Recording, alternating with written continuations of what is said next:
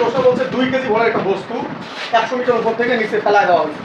2 KG ভরের বস্তু 100 metre উপর থেকে ফেলায় দেওয়া হয়েছে। কত বেগে ভূপৃষ্ঠে আঘাত করবে বা ভূমিতে আঘাত করবে বা কত বেগে ভূমিতে পড়বে, মানে মেইনলি প্রশ্ন এটা।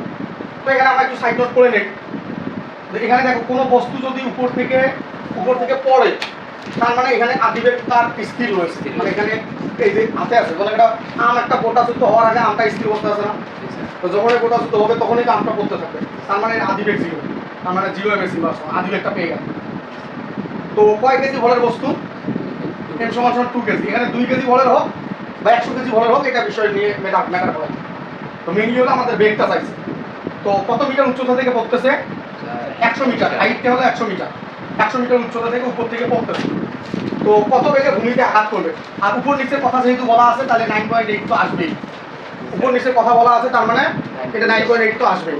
তো আমাকে বলছে কি ভি সমান 1, কত বেগে ভূমিতে আঘাত করবে।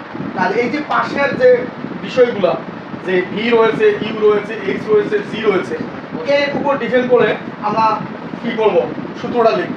এটা লিখবো, সূত্রটা লিখব। তাহলে দেখো সূত্র আছে ভি সমান ইউ প্লাস জিটি, এটা একটা সূত্র পরন্ত বস্তু। আর একটা এইচ সমান ut plus half gt square, এই যে একটা। তা টি নাই এইগুলো ক্রস, টি তো নাই, তাহলে টি তো নাই, এটা ক্রস। তাহলে কোনটা, V square equal two V square plus 2gh না, 2gh না, এটা দিয়ে করতে হবে না।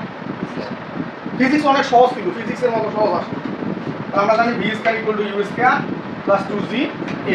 তাহলে আদিবেগ তো 0, 2 আর জি এর মান 9.8, আর এটার মান কত, 100। 1960 আসে, যাও কোন বই যাও, হ্যাঁ, রুট 1960 কত আসবে,